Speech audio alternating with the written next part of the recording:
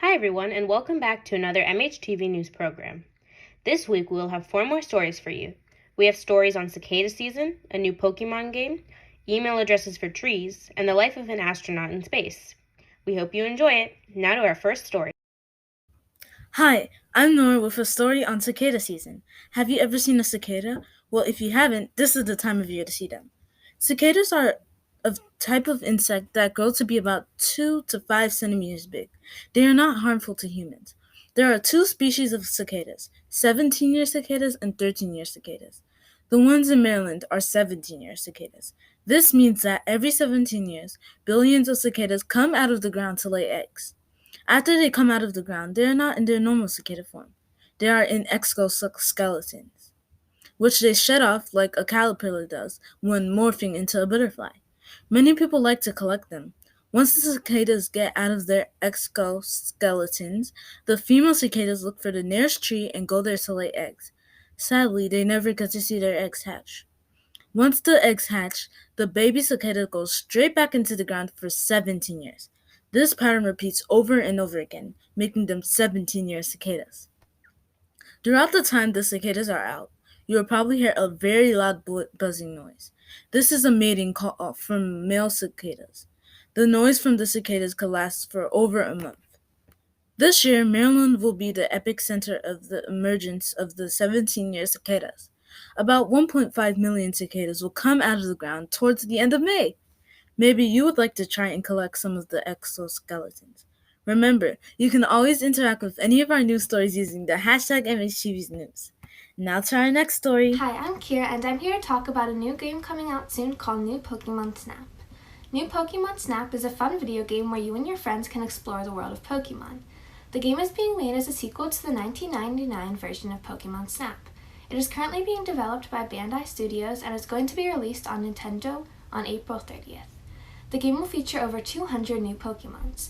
While playing, you also get to look at Pokemon's behavior. Look at this cool new trailer for the new Pokemon Snap.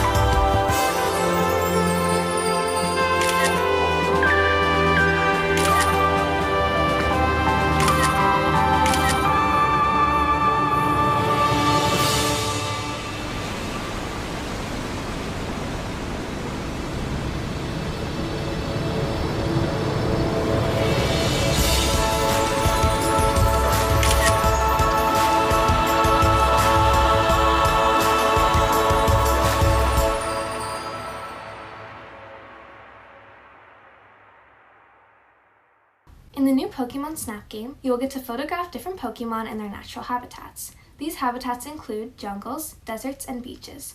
Then your different photos will be graded by Professor Mir on a scale of 1 to 4 stars. You can choose to save your photos, which you can save to the photo decks. Pokemon Snap is a single-player simulation game that you should definitely check out. Do you like Pokemon? Are you excited for the new Pokemon Snap game? You can always interact with any of our news stories by using the hashtag MHTV News. Now to our next story. Trees. We all know that they provide shade when it's hot and air for everyone to breathe. But would you ever write a letter to a tree?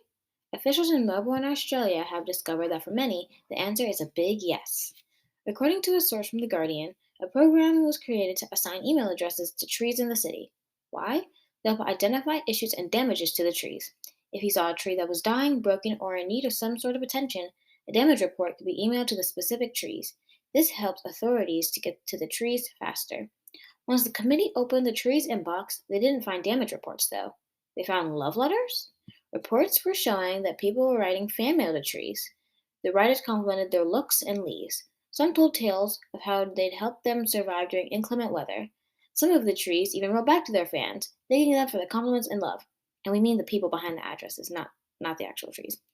Although the original intent for the email addresses was for a serious purpose, the public response was greater than they hoped for, even if it wasn't the exact response they were looking for. What do you think? Would you write a love letter to these trees? You can always interact with any of our news stories by using the hashtag MHTVNews. Now, to the next story. I'm Lexi with your next news story. Have you ever wondered how an astronaut lives in space for so long? Well, we're here to tell you all about it. Today we will be talking about how astronauts take care of themselves when it comes to eating, physical activity, and personal hygiene. Astronauts don't eat your normal everyday food. They have to eat foods that come in disposable dehydrated packets. Adjustments have been made to some foods, such as sandwiches.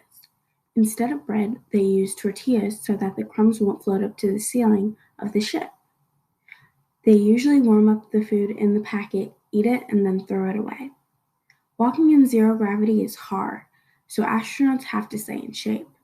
Walking with zero gravity causes an unusual strain on the muscles, so they do at least 2 hours of exercise every day.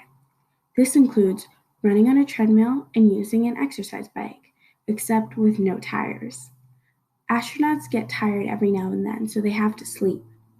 They each have their own pod with a strap on the vest.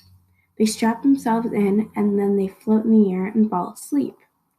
To use the bathroom, astronauts must strap themselves down so they don't float off. After they're done, they flush everything down a tube, which ejects it off of the ship. To brush their teeth, they have to close their mouths to prevent toothpaste and water from floating out.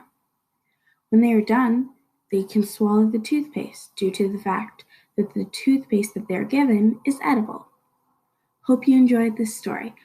Do you think you could survive in space? If so, you could always interact with our new news stories by using the hashtag MHTVNews. That's all the stories for this week. Don't forget to use the QR code if you'd like to contribute ideas for future stories.